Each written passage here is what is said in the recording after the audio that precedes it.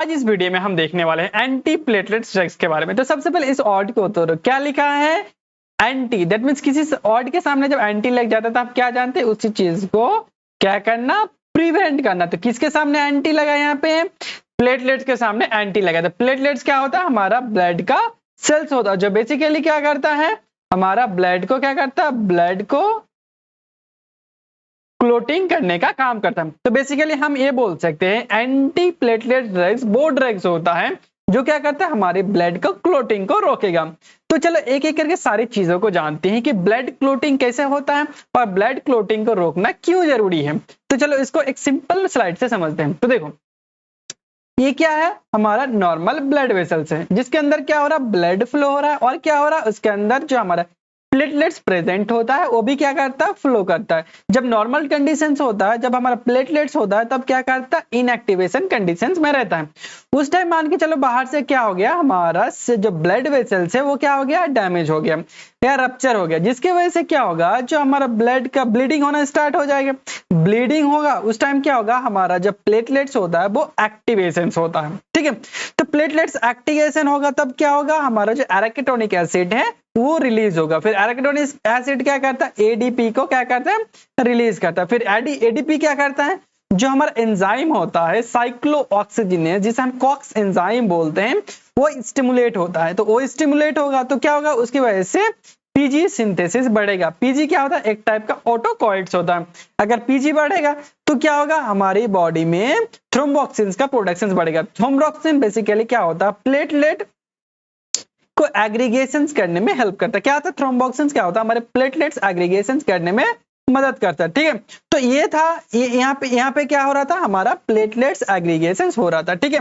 ये था हमारा नॉर्मल कंडीशन। फिर क्या होगा, एक्टिवेशंस ऑफ ग्लाइकोप्रोटीन, ठीक है, activations of glycoprotein two B 3A receptor, जिसे हम शॉर्टकट में बोलते हैं GP2B3A रिसेप्टर बोल सकते हैं। क्या बोल सकते हैं, इसको रिसेप्टर बोलते हैं, ठीक है। बेसिकली इसका काम क्या होता है, ठीक है, ये बेसिकली प्रेजेंट होता है जो हमारा प्लेटलेट्स होता है उसके सेल सरफेस में प्रेजेंट होता है। क्या होता है, प्लेटलेट की सरफेस में प्रेजेंट होता है, जो क्या करता है, जो हमारा फिब्रिनोजन का क्या करता है, एग्रीगेशन कराने का काम करता है, ठीक है। तो फिब्रिनोजन एग्रीगेशन होगा तो क्या होगा, धीरे धीरे हमारा जो ब्लड होगा, ठीक है, ब्लड होगा वो क्या होगा, ब्लड होगा, ठीक है, ब्लड होगा वो क्लॉटिंग करना स्टार्ट होगा, ठीक है। तो ब्लड क्लॉटिंग होगा तो क्या होगा, यहाँ पे जो ब्लड क्या हो रहा था, एक्सेसिव मात्रा में बाहर हो जा रहा था, वो रुक जाएगा। तो यहाँ तक तो ठीक है। तो बोलोगे कि सर यहाँ तो ठीक है, अगर ब्लड नहीं रुकेगा तो हम तो मर जाएंगे, तो इसको रोकने की क्या जरूरत पड़ता है। मान के चलो क्या होगा, जब हमारे क्या होता है, ये वाला कंडीशंस क्या होता है, जब प्लेटलेट्स एग्रीगेशन हो रहा था या ब्लड क्लोटिंग हो रहा था, ठीक है, वो वाला कंडीशन जब क्या होगा, अनकंट्रोल हो जाएगा, ठीक है। मान के चलो क्या होगा, एक टाइम पे क्या होगा था, ब्लड का क्लोटिंग जो होता रुक जाना चाहिए था, लेकिन क्या होगा, अनकंट्रोल। दैट मींस वो प्रोसेस अगर नहीं रुकेगा तो क्या होगा, उसके वजह से क्या होगा, हमारे जो ब्लड वेसल्स होता है वहां पे क्या हो जाता है, प्लेग का फॉर्मेशन हो जाता। प्लेटलेट क्या होता है, मान के चलो ये प्लेटलेट्स है, ठीक है, तो एक दो प्लेटलेट्स तो ठीक है, तो वो क्या होगा, धीरे धीरे धीरे धीरे धीरे धीरे धीरे धीरे धीरे धीरे बहुत ज्यादा अगर जमा हो जाएगा, ठीक है, तो क्या करेगा, एग्रीगेशन हो जाएगा, ठीक है। फिर क्या होगा, धीरे धीरे धीरे उसका डेंसिटी बढ़ जाएगा, ठीक है, और इसी को हम बोलते हैं प्लेग फॉर्मेशंस बोल सकते हैं, ठीक है। इसको हम प्लेग फॉर्मेशंस बोल सकते हैं, इसे हम एथीरोमा भी बोल सकते हैं, ठीक है। फिर क्या होगा, धीरे धीरे प्लेग फॉर्मेशंस होगा, एथीरोमा होगा, उसके वजह से क्या होता है, ये हमारा पेरिफेरल वस्कुलर रेसिस्टेंस, देखो यहाँ पे क्या करता है, रेसिस्टेंस, यहाँ पे क्या कर रहा था, ब्लड तो जा रहा था, ब्लड वेसल में क्या कर रहा था, यहाँ रोक रहा था। दैट मींस क्या करेगा, ये हमारा पीवीआर पेरिफेरल वस्कुलर रेसिस्टेंस को बढ़ा दे रहा था। देखो पहले क्या हो रहा था, इतना पोर्शंस में क्या हो रहा था, ब्लड फ्लो हो रहा है, ठीक है। अभी क्या होगा, बस इतना पोर्शंस में ही क्या होगा, ब्लड फ्लो होगा, जिसकी वजह से पीवीआर बढ़ेगा। पीवीआर बढ़ने की वजह से क्या होगा, जो हमारा बीपी होगा वो भी बढ़ जाएगा, ठीक है। हार्ट के रिलेटेड जितने भी सारे डिजीज होगा वो भी बढ़ जाएगा। तो क्या होता है, देखो ये जो प्लेटलेट्स होता है, ठीक है, क्या जो प्लेग का फॉर्मेशन होता है वो धीरे धीरे क्या होता है, टूटना स्टार्ट हो जाता है, ठीक है। जो क्या होगा, टूटना स्टार्ट होगा, सॉलिड फॉर्म में धीरे धीरे टूटना स्टार्ट हो जाता है, उसे हम बोलते हैं इम्बोलिज्म बोलते हैं। क्या बोलते हैं, इम्बोलिज्म बोलते हैं। फिर क्या होगा, ये ब्लड में फ्लो करना स्टार्ट करते थे। फिर क्या होगा, ये ब्लड में फ्लो स्टार्ट होगा और सॉलिड मटेरियल है वो क्या होगा, एक टाइम पे क्या होगा, ये जो ब्लड हमारा वेसल्स है वो वहां पे क्या होगा, अटक जाएगा। अगर अटक जाएगा तो क्या होगा, हमारा जो ब्लड वेसल्स होगा वो भी क्या हो जाएगा, ब्लॉक हो जाएगा, जिसके वजह से क्या होता है, बहुत सारी कॉम्प्लिकेशंस होने के चांसेस होता है। ठीक है, तो इसी वजह से क्या होता है, हम एंटी प्लेटलेट्स ड्रग्स को यूज करते हैं। तो चलो एक एक करके और भी हम इसको अच्छे से समझते हैं। देखो, anti platelets drugs are class और medicine that inhibit the aggregations platelet aggregations and reduce the formation of blood clot. ये क्या करते हैं हमारी बॉडी में, जो क्या करता है, जो हमारे प्लेटलेट्स का एग्रीगेशंस हो रहा है, ठीक है, क्या करता है, अनकंट्रोलली, ठीक है, उसको क्या करेगा, उसको रोकने का काम करेगा। और क्या करेगा, जो हमारा ब्लड का क्लोटिंग हो रहा है उसको भी रोकने का काम कर रहा है। तो ये रोकना क्यों जरूरी है, तो देखते हैं। They are specially the important the prevention of management of the cardiovascular and cerebrovascular disease. ये बेसिकली क्या होता है, हमारे कार्डियोवास्कुलर हार्ट के रिलेटेड जितने भी सारे डिजीज हैं, और क्या होता है, हार्ट का जो आर्टरीज होता है जो, ठीक है, उसके रिलेटेड जितने भी सारे डिजीज है उसको ट्रीटमेंट करने के लिए काम आता है। ठीक है, बेसिकली जैसे for example myocardial infection. Myocardial infection क्या होता है, जो हमारा आर्टरीज होता है, तो आर्टरीज का क्या काम क्या होता है, लंग से ब्लड को हार्ट तक लेके जाने। ठीक है, तो क्या आर्टरीज में क्या होता है, बहुत ज्यादा यहाँ पे क्या हो जाता है, प्लेग का फॉर्मेशन हो जाता है, एथीरोमा। यहाँ पे क्या हो जाता है, बहुत ज्यादा कोलेस्ट्रॉल जम जाता है, उसे यहाँ बोलते हैं प्लेग एथीरोमा बोल सकते हैं। ठीक है, यहाँ पे बहुत जम जाएगा तो क्या होगा, जो हमारा आर्टरीज होता है वो क्या हो जाएगा, ब्लॉक हो जाएगा। अगर आर्टरीज ब्लॉक हो जाएगा तो यहाँ पे क्या होगा, जो हमारा हार्ट में क्या होगा, हार्ट में क्या हो रहा था, ब्लड जा रहा था, वो ब्लड सप्लाई नहीं होगा। और हार्ट में ब्लड के साथ साथ क्या जा रहा था, ऑक्सीजन भी जा रहा था। और क्या होता है, हमारा हार्ट का जो मसल्स होता है उसको काम करने के लिए ऑक्सीजन जरूरी है, तो वो नहीं मिलेगा, तो उस टाइम उस कंडीशन को हम क्या बोलते हैं, मायोकार्डियल इन्फेक्शन, जिसकी वजह से क्या होता है, हमारा हार्ट फेल हो जाता है। ठीक है, उसके बाद इसेमिक शॉक। इसेमिक शॉक क्या होता है, जो हमारा ब्लड क्या होता है, ब्रेन का ब्लड वेसल्स होता है उसमें भी क्या हो जाता है, प्लेग का फॉर्मेशन हो जाता है, जिसकी वजह से क्या होता है, हमारा ब्लड के जो वेसल्स होता है ब्रेन में, उसमें क्या हो जाता है, ब्लड फ्लो नहीं कर पाता, उसको ही बोलते हैं इसेमिक स्ट्रोक बोलते हैं। उसके बाद peripheral artery disease. Peripheral artery basically क्या होता है, हमारे लिम्फ में होता है। लिम्फ में क्या हो जाता है, बहुत ज्यादा कोलेस्ट्रॉल का जमा हो जाता है, जिसकी वजह से क्या होता है, हमारा लिम्फ में आर्टरी डिजीज हो जाता है, पेरिफेरल आर्टरी डिजीज, जिसकी वजह से क्या होता है, हमारा जो लिम्फ हो जाता है बहुत ज्यादा फूल जाता है, लेग बहुत ज्यादा फूल जाता है, या स्वेलिंग भी हो जाता है। तो उसको ठीक करने के लिए भी हम क्या कहते हैं, एंटी प्लेटलेट ड्रग्स हम यूज करते हैं। चलो ये हम जान लिए। उसके बाद हम जानते हैं कि देखो, हमने पहले क्या पढ़ा था, एंटी कोआगुलेशन ड्रग्स पढ़ा था, और अभी हम पढ़ रहे हैं एंटी प्लेटलेट्स। तो बहुत बच्चे कंफ्यूज रहते हैं, सर एंटी प्लेटलेट्स भी वही काम कर रहा था, एंटी कोआगुलेशन भी ड्रग्स का कर रहा, तो क्या बोल रहे हैं, कुछ समझ में नहीं आ रहा, बहुत कंफ्यूजन हो रहा। तो इस कंफ्यूजन को दूर करने के लिए ये वाला क्या बोला, टेबल को देखो समझ में आ जाएगा। ये क्या करता है, जो एंटी प्लेटलेट्स ड्रग्स होगा वो क्या करेगा, इनहिबिट करेगा प्लेटलेट्स का एक्टिवेशन को। क्या हो रहा था, देखो यहाँ पे क्या हो रहा था, देखो यहाँ पे जो थ्रोम्बोक्सिन क्या कर रहा था, प्लेटलेट्स का एग्रीगेशन कर रहा था, तो इसको कम करने के लिए क्या होगा, हमारा जो प्लेटलेट्स क्या होगा, एंटी प्लेटलेट्स ड्रग्स यूज करेंगे। ठीक है, उसके बाद क्या होगा, ये क्या करता है, ये जो एंटी कोआगुलेशन ड्रग्स होगा वो क्या करेगा, हमारा कोआगुलेशन जो पाथवे जो हमने पढ़ा था, इंट्रिंसिक पाथवे, क्या पढ़ा था, एक्सट्रिंसिक पाथवे। देखो यहाँ पे क्या हो रहा था, ब्लड का फिब्रिनोजन जम रहा था, फिब्रिनोजन जमने के लिए मैंने क्या बोला, इंट्रिंसिक पाथवे, एक्सट्रिंसिक पाथवे, जो पाथवे को रोकता है, ठीक है, उसको हम बोलते हैं एंटी कोआगुलेशन ड्रग्स। तो बेसिकली इस तरह से मान के रखो, दोनों का काम सेम है लेकिन काम करने का तरीका अलग है। ठीक है, ये जैसे क्या कर रहा है, प्लेटलेट्स को रोक के क्या कर रहा है, रोकता है, और ये क्या करता है, ये जो कोगुलेशन पाथवे है उसको रोकता है। ठीक है, उसके बाद ये क्या करता है, इसका जो मेन टारगेट होता है प्लेटलेट्स होता है, ये जिसका जो मेन टारगेट होता है क्या करता है, जो हमारे एक्टिवेशन फैक्टर जैसे 10 फैक्टर हो गया, ठीक है, 10 फैक्टर 2 हो गया, 7 हो गया, उसको रोकता है। ठीक है, जैसे इसका एग्जांपल देख लेंगे, एस्पिरिन हो गया, क्लोपिडिग्रॉल हो गया, उसको ऑर्फरिन हो गया, ठीक है, हिपरिन हो गया। और ये क्या कहते हैं, बेसिकली जो हमारे एंटीप्लेटलेट्स ड्रग्स होता है at arterial thrombosis, basically heart के रिलेटेड जितने भी सारे डिजीज है उसमें यूज होता है। ठीक है, जैसे हो गया हार्ट स्ट्रोक हो गया, हार्ट अटैक आ गया।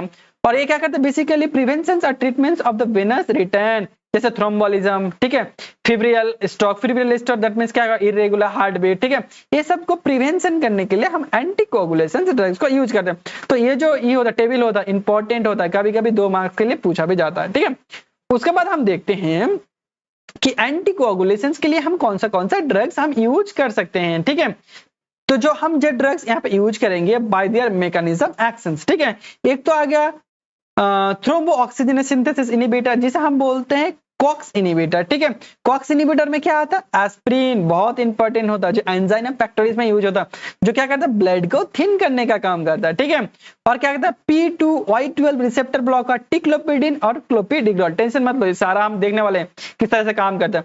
उसके बाद आता है GP2B, ठीक है, 3A एंटागोनिस्ट जिसमें आता है एपॉक्सीमैप्स और टायरोफिबेन। उसके बाद आता है PG2N, that means prostaglandin synthesis analogue, जिसमें क्या आता है इपीप्रोस्टोलॉल, ठीक है। तो बेसिकली देखते हैं इसका फार्माकोलॉजिकल एक्शंस। बेसिकली देखो इसका फार्माकोलॉजिकल एक्शन देखो, अगर ये वाला तुमने समझ रखा होगा तो फार्माकोलॉजिकल एक्शंस बहुत ज्यादा इजी हो जाएगा। देखो इसको थोड़ा सा हम इरेज कर लेते हैं। देखो देखो इसको हम कहां कहां पे रोक सकते हैं ताकि क्या हो जाए, हमारा जब प्लेटलेट का एग्रीगेशन हो रहा है वो रोक सकते हैं।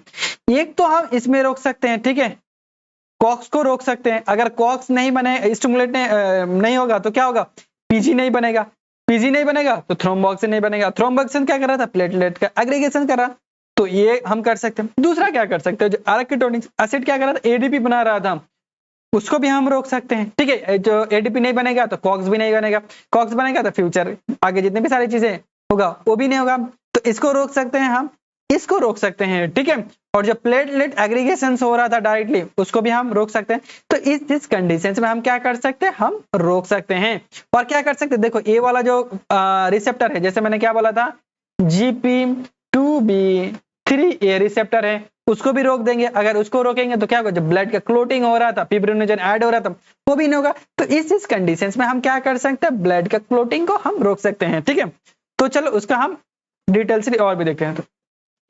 तो देखो ये क्या होता है, inhibit the activation of aggregations of prevention और थ्रोम्बस प्रिवेंशन। ये क्या करता है, जितने भी एंटीप्लेटलेट्स ड्रग्स होगा वो क्या करता है, जो आर्टरिया में क्या हो जाता है, थ्रोम्बस, दैट मींस ब्लड का क्लोटिंग हो जाता है, उसको ही रोकने का काम करता है। तो किस तरह से रोकने का काम करता है, बेसिकली एक देखो साइक्लोऑक्सीजिनेस, मैंने क्या बोला था, कॉक्स एंजाइम, ठीक है।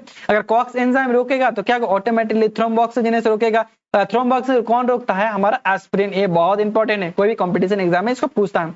उसके बाद एडीपी रिसेप्टर, ठीक है, एडीपी रिसेप्टर इसको ये भी बोल सकते हैं P2Y12 ब्लॉकर, जिसके वजह से क्या होगा, हमारा प्लेटलेट का जो एक्टिवेशन हो रहा था वो रुक जाएगा, और वो कौन कर रहा था, क्लोपिडिग्रोल कर रहा था। उसके बाद ग्लाइकोप्रोटीन, ग्लाइकोप्रोटीन जैसे जीबी क्या बोला था, GBB2B और 3A रिसेप्टर एंटागोनिज्म, जो क्या करता है, प्रिवेंट करता है फिब्रिनोजन बाइंडिंग, जो क्या करता है, फिब्रिनोजन जाली लाइक स्ट्रक्चर था जो बाइंडिंग कर रहा था, उसे भी रोक लेता। ये कौन रोकेगा, एपॉक्सीमैप, ठीक है। उसके बाद देखते हैं इसके वजह से क्या होता है, result reduce the platelet formation, जिसके वजह से क्या होता है, प्लेटलेट फॉर्मेशन कम हो जाएगा और रिस्क कम हो जाएगा, जो ब्लड का क्लोटिंग हो रहा था उसका भी रिस्क कम हो जाएगा। उसके बाद हम देखते हैं इंपॉर्टेंट चीज है कि कहां कहां पे इस सब ड्रग्स को हम यूज कर सकते हैं। एक तो prevention of the myocardial infections, मैंने पहले बोला था मायोकार्डियल इन्फेक्शंस क्या होता है, उसको प्रिवेंट करने के लिए भी यूज करते हैं। प्रिवेंशन एंड ट्रीटमेंट इसेमिक शॉक, जब ब्रेन के रिलेटेड शॉक था, ठीक है, जहाँ पे ब्लड वेसल्स में ब्लड सही से नहीं फ्लो कर रहा था, वहां पे भी यूज कर रहा था, पहले ही बोल दिया। उसका prevention of arteria disease, arteria में क्या हो जाता है, जब प्लेग का फॉर्मेशन तब भी यूज करते हैं। उसके बाद एंजाइना पेक्टोरिस, एंजाइना पेक्टोरिस वो भी सेम कंडीशन है, जब क्या हो जाता है, प्लेग का फॉर्मेशन हो जाता है। It is combined with therapy with the high risk of cardiovascular disease, ठीक है, जब हार्ट में बहुत ज्यादा डिजीज मतलब कॉम्प्लिकेशन हो जाता स्टार्ट हो जाता है, तब हम क्या करें, ये सब ड्रग्स को देंगे। देखो जितने भी एंटीप्लेटलेट्स ड्रग्स होता है ये सब हम क्या करेंगे, हार्ट के रिलेटेड जितने भी सारे डिजीज हैं उसमें हम बेसिकली इस ड्रग्स को यूज करते हैं। उसके बाद कॉन्ट्रा इंडिकेशन, कहां कहां पे इस ड्रग्स को हम यूज नहीं कर सकते। एक तो आ गया, मान के चलो hyper sensitivity, that means allergic reaction, अगर एंटीप्लेटलेट्स ड्रग्स ले रहे हैं उसके वजह से मुझे अगर एलर्जी रिएक्शन होगा तो ऑब्वियसली बात है इस कंडीशन में हम इस ड्रग्स को नहीं लेंगे। उसके बाद सेवरल ब्लीडिंग एंड डिसऑर्डर, जैसे थ्रोम्बोसाइटोपेनिया, जहां पे प्लेटलेट्स का अमाउंट कम होगा वहां पे भी हम नहीं देंगे, बेसिक चीजें हैं। उसके बाद देख देंगे रिसेंट मेजर सर्जरी, जहां पे बहुत बड़ा मेजर सर्जरी हुआ है उस टाइम भी नहीं देंगे, तो क्या होगा, उस टाइम देंगे तो क्या होगा, बहुत ज्यादा ब्लीडिंग हो जाएगा तो उस टाइम भी नहीं देंगे। उसके बाद सेवरल लिवर डिजीज में नहीं देंगे। और क्या देंगे, कॉन्ट्रा इंडिकेशन प्रेगनेंसी, जब प्रेगनेंसी रहेगा तब भी नहीं देंगे। तो हम बोल सकते हैं ये ड्रग्स टेरेटोजेनिसिटी होगा। उसके बाद देखते हैं उसका डोज कितना देगा। जो एस्पिरिन होता है 75 to 100 mg देंगे ओरली, ठीक है, ओरली हम देंगे और दिन में एक बार। उसके बाद क्लोपिडिग्रोल 75 mg देंगे, उसके बाद हम दिन में एक बार देंगे। उसके बाद प्रोसोगल कितना देंगे, 10 mg देंगे और कितना, दिन में एक बार देंगे। उसके बाद टीका जीरोल, ठीक है, टीका जीरोल, ठीक है, उसको कितना देंगे, उसको हम 90 mg देंगे और दिन में कितना देंगे, हम 2 बार देंगे, ठीक है। उसके बाद आता है एबॉक्सीमैप, एबॉक्सीमैप क्या किस में देते हैं, हम आईवी में देते हैं, ठीक है। उसको हम बेसिकली 0.25 mg क्या देते हैं, हम आईवी बोला, दैट मींस इंजेक्शन के फॉर्म में देते हैं। तो आई होप इस वीडियो में जितने भी सारे एंटी प्लेटलेट्स और एंटी कोआगुलेशन रिलेटेड जितने भी सारे डाउट्स हैं तुम्हारा क्लियर हो गया होगा। अभी भी कोई डाउट बचा है तो कमेंट करके जरूर पूछना। तो थैंक यू, आज के लिए इतना।